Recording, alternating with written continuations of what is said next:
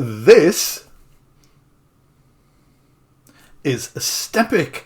It's a step sequencer, but it's not just any old step sequencer. It's a step sequencer on steroids. It's a step sequencer powered by rocket fuel. It's a step sequencer with a nuclear reactor underneath it. Is that a bit OTT?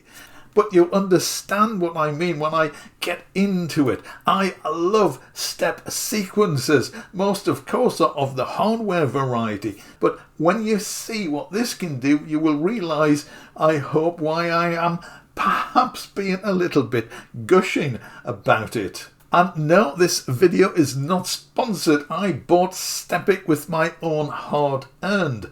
I've had it for probably about a year, so I thought it was well overdue a review. It actually made my list of the top synths, as it were, of 2023. I shall leave a link to that in the description if you want to see what else was mentioned. Now, you might well be wondering why you might want or indeed need a step sequencer, as you probably already have a DAW. Well, hopefully when you see what this can do, your question, if you have one, will be answered. Now, to say this is feature-packed would possibly be an understatement, and it is impossible, really, to cover every single feature and function, especially if I was trying to demonstrate them all. So I'm going to concentrate on the main functions, but after the demo video I will give you a little bit more information about some of the stuff I just couldn't cram into the video, and there is a lot of information about this on the web, so there will be more information about that, plus links if you really want to do a deep dive. In the video I do talk about hooking Stepic up to a virtual instrument. But in virtually all DAWs, I am pretty sure you will be able to channel the output to an external source, so you can use Stepic to control a hardware synthesizer. So let's take a look. So this is Stepic set up in Cubase. So the first thing you have to do is to get it to run correctly in your DAW. Now, it doesn't generate any sounds itself, it just outputs MIDI data. So you need to route the output of Stepic to a virtual instrument. This is probably easiest done in Ableton, quite possibly Bitwig. I really don't know very much about any other DAW other than Cubase, and in Cubase it's a little bit clunky, good old Cubase. Stepic is a VST instrument, so you put it on a track and then you put a virtual instrument on another track, but you need to route Stepic's MIDI output from its track to the MIDI input of the virtual instrument track. It's all explained in the manual. Cubase users will be used to it. It's not difficult, it's just a bit clunky. Right, let's get on with it. As you can see, it has 16 steps. There are some submenus here, there are some more submenus here, and along the top and down the side there are lots of little buttons and lots of other controls. Now, as I said, it's impossible to go through every single thing in a single video. It would literally take hours, but I'm going to cover the major features and just take you through a very quick start guide. So the first thing you want to do is to set the number of steps. They can be up to 16, as we see here. But for the sake of this little demo, I shall reduce the number to 8, which you do by clicking on this little dial and moving it with your mouse. You can see the steps being added and removed. So we've set it to 8, and you can see I've been messing about with it already. We'll get to this in a second. So that's the first thing you need to do, set the number of steps. The second thing is to set the key, and you can do that up here. It defaults to C, C3, which for most people will be middle C. You can select any note you like, but C is good, so we'll stick with that. And the last thing you probably want to do is to select the scale type. So there are a lot of scales to choose from. Chromatic will let you select any note at all, and there are a variety of harmonic scales, pentatonic scales, plus modal scales. I quite like sequencing in the minor mode, so let's just select natural minor.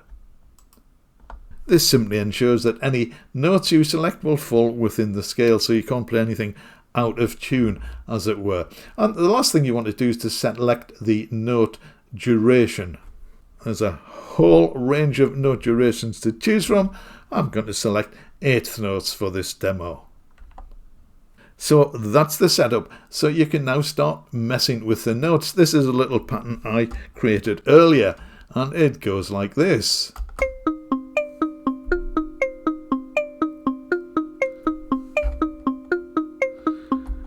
I hope that's not too annoying, because I want to use this sound and this pattern while I'm adjusting other parameters, so you can see exactly what they do when they apply to a sequence. For the sound, I am using the Jupiter 8 or Jup 8 from Arturia. You can of course use any virtual instrument. Now, to demonstrate the next feature, I'm going to change the sound so it has a little bit of a sustain. Let's get back to Stepic.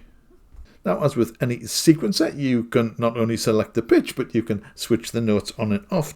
Now, I hope you don't mind if I switch my magnifier on. I struggle to see these buttons with my eyesight, and I hope this will let you see what I'm clicking on if you have a high-res monitor. Right, let's start playback.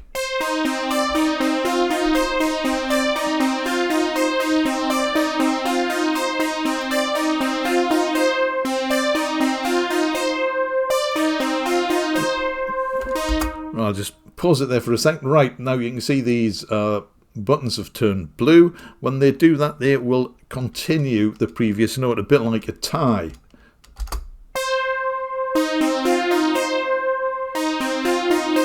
So it's continuing. If we click it again,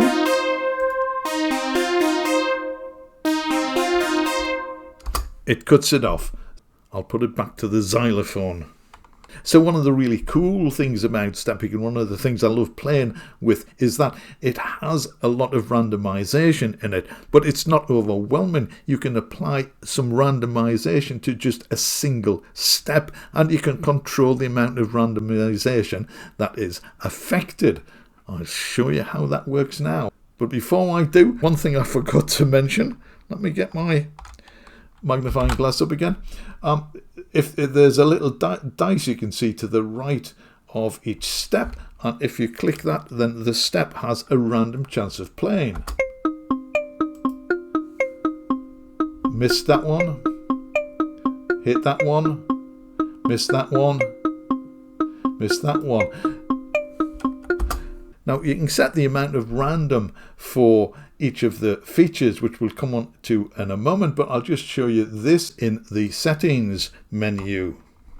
You can see you can set the maximum and minimum amounts of randomness applied to the different features. So you can go wild if you want, or keep things fairly moderate. So back in the main page, we can select random pitches by clicking on this little dice.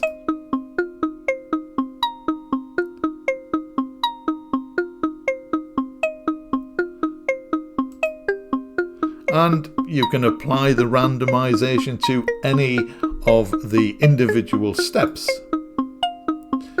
Let's remove that for now.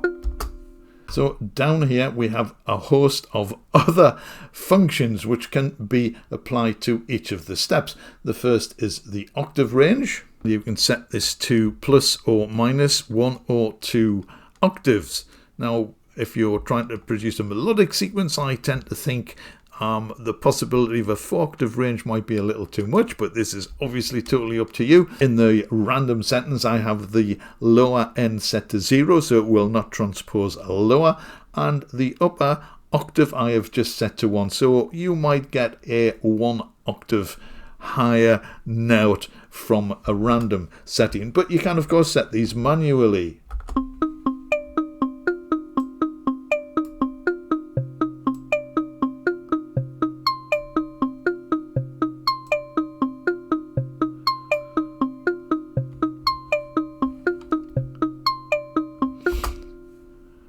So I've changed the instrument now to a stage piano, so we can demonstrate some of the other interesting features.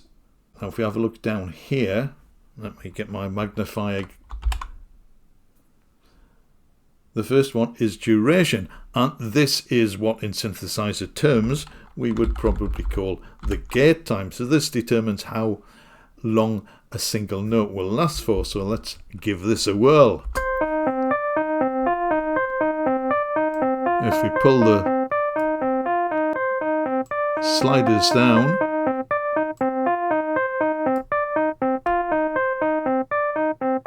hope you can see that. You can hear that the lower the duration, then the shorter the note is.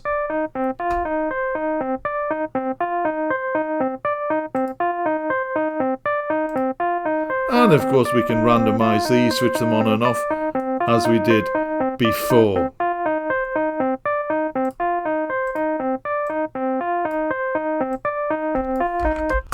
Let's put these back and move on to the next one, which is velocity. And this works in much the same way, much as you would expect. And if we reduce the velocity, the notes will be quieter. And often with velocity, there comes a change in timbre. So let's give this a try.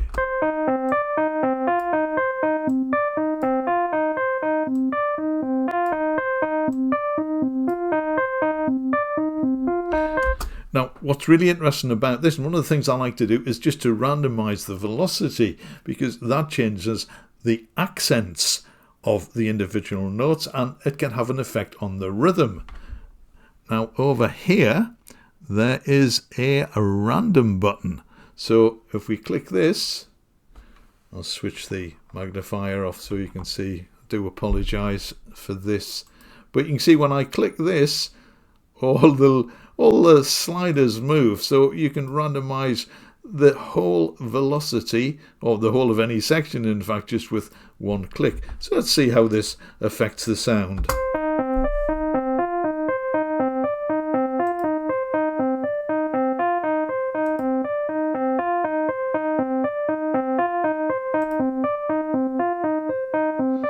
So you can say it's with slightly different accents we get a different feel. And of course you can vary the velocity as much as you like in the random settings. So you can have these hitting 0 if you wish.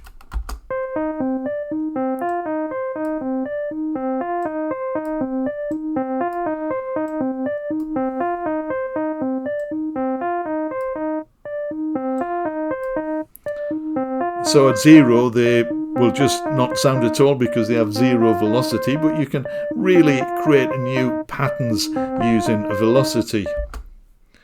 Let's put them back to normal with the reset button. Moving on, we have swing, so you can swing individual steps, and again there's a random function. I'm not going to go into this, we know what swing is. You can play with this, you can create effects from the subtle to the not so subtle. So let's move on to this, the divider. This is one of the functions I really like, and this creates a sort of ratchet effect. It divides a single step into smaller steps, so it can go from 1 to 4. Let's do this.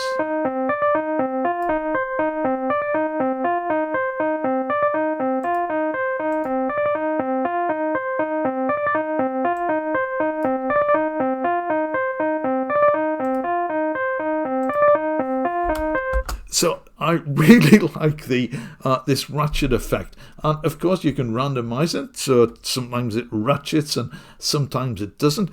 But there is another interesting thing you can do with this, and in fact you can apply the same principle to some of the other parameters as well. You see here we have the number of steps, which is set to 8. So what I've done is to set the divider on the first step, and I have reduced the number of steps from 8 to 7. So what this means is Stepic will only play the first 7 steps. Switch the magnifier off. So as this is playing 7 steps, the main sequence will be playing 8 steps. So you know what's going to happen. They are going to be offset. So we will get this little ratchet on different notes. As the sequencer is playing, you may have noticed a little line moves along the top of the section. So let's start this off. And you will notice that the divider only runs 7 steps, so there is an offset, and you will hear this little ratchet occur on different notes.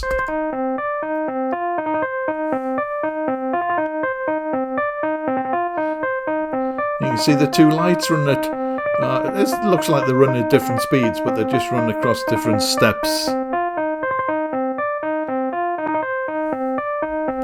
So I think that's cool, and of course we can randomize it, so sometimes it will ratchet and sometimes it will not.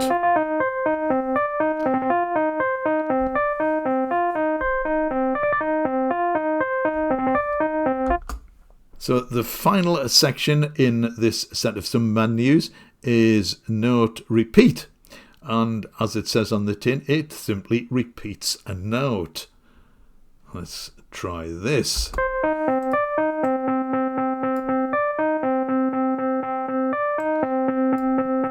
So it is replacing the steps following the note. Or indeed, if we push this up to the extreme, it is repeating every single note. And you might wonder, what's the point of that? Well, there are a few things you can do here. The first is it has a transpose function. Let's just move this down to a slightly more sensible level.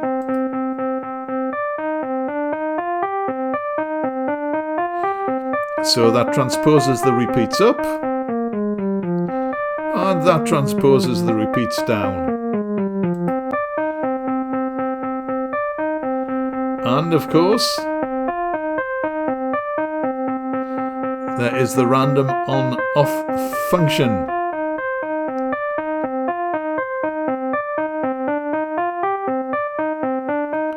So sometimes it will repeat and sometimes it will not. So it's just something else to add variation to the pattern. So there are the main features, the main sub-tabs. There are a lot of other tabs, as you can see here, which I really don't want to get into. There's a lot of information out there on the net, which I shall post links to if you want to check them out. But I will mention a few other things and one other very, very special feature. So up the top there is a little mini keyboard. So as well as selecting a scale from the drop down menu, you can click notes onto this little keyboard to create your own scales. Now Stepic only seems to have 16 steps, but it has 16 patterns. So you can create up to 16 patterns, each of up to 16 steps. Now that sounds more like a traditional sequencer than a step sequencer. I think most people who use Stepic will use it to generate a series of shorter patterns, 8 steps, 16 steps, or whatever. So when you've created a pattern, you can save it into one of the pattern slots. There's nothing in any of the other ones. You can copy the patterns to different slots, delete the patterns, and so on. Now here is another very interesting feature.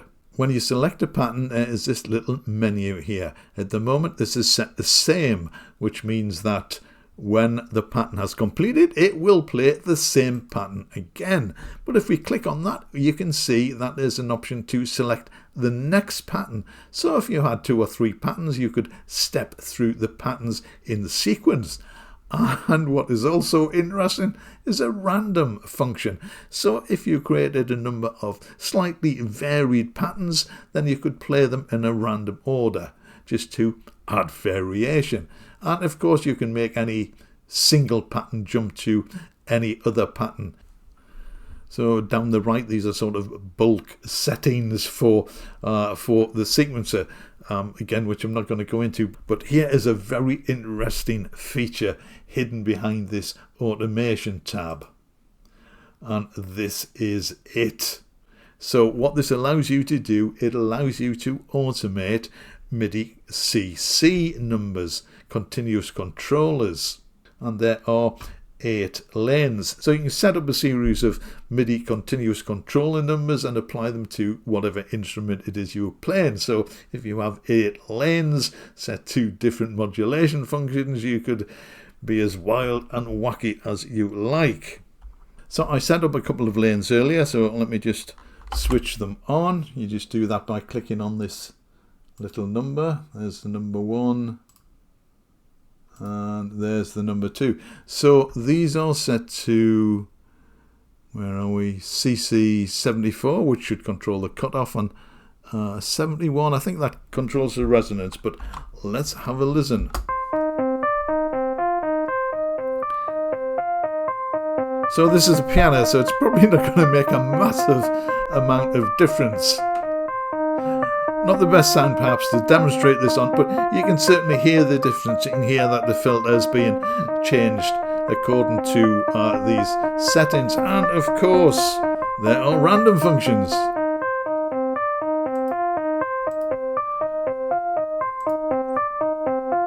You can see the little sliders moving. So I've no idea if this is going to produce a better effect or a more distinctive effect or not. But you can see the power behind this. Obviously the cutoff filter is an ideal candidate, and probably the main thing most people are going to run for, that and resonance. But you can control any parameter on your synth that can be controlled by CC numbers.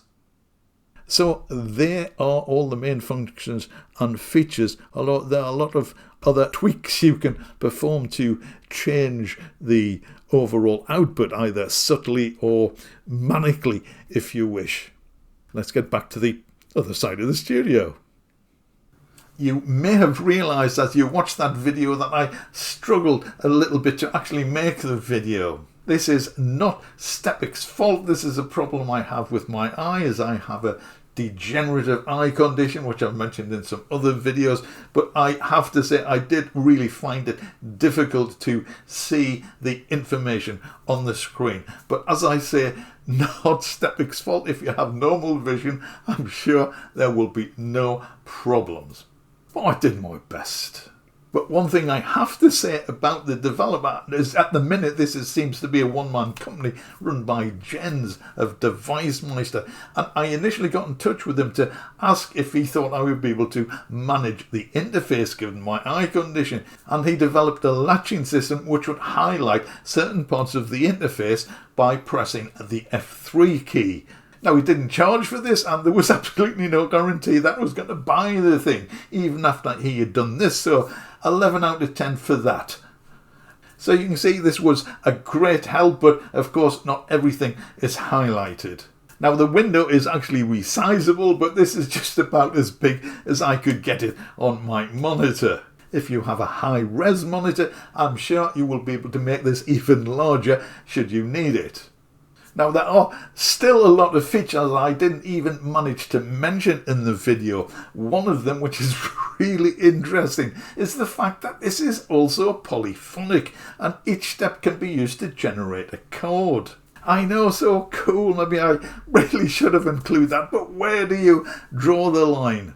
Another thing you can do is to control it via your MIDI keyboard to change patterns, for example. And after you have got a nice sequence running, you can drag up to a 16-bar sequence from Stepic into your DAW.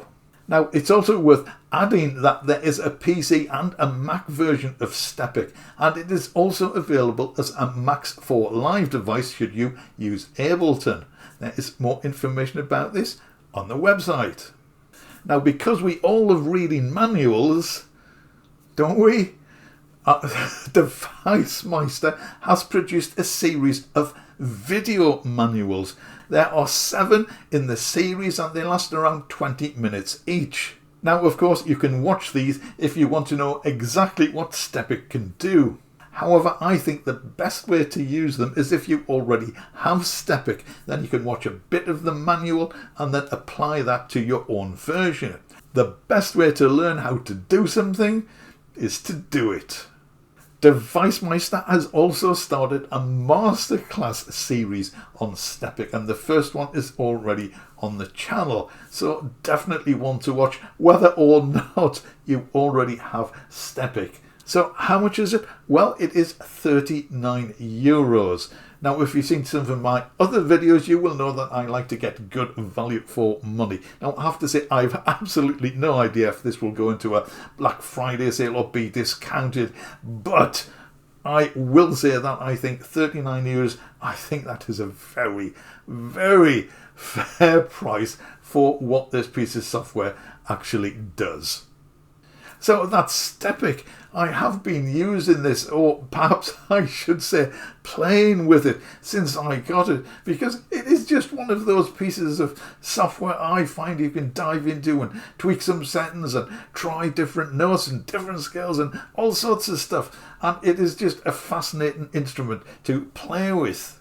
So I hope you found this video useful. I suspect if you're still with me, you are a step sequencer fan. I'm not giving up my hardware sequencers, but this is just a terrific instrument to play with in the box. Let me know what you think in the comments section. And if you have enjoyed this video, perhaps you'd like to consider subscribing to the channel, ringing the bell. Thank you. Yes, I still enjoy doing that. And if you would like to click the big thumb, that would be fantastic. Thank you so much for that. And if you have enjoyed this video, I think you will enjoy these as well. Thank you so much for watching. See you again very soon in the next one.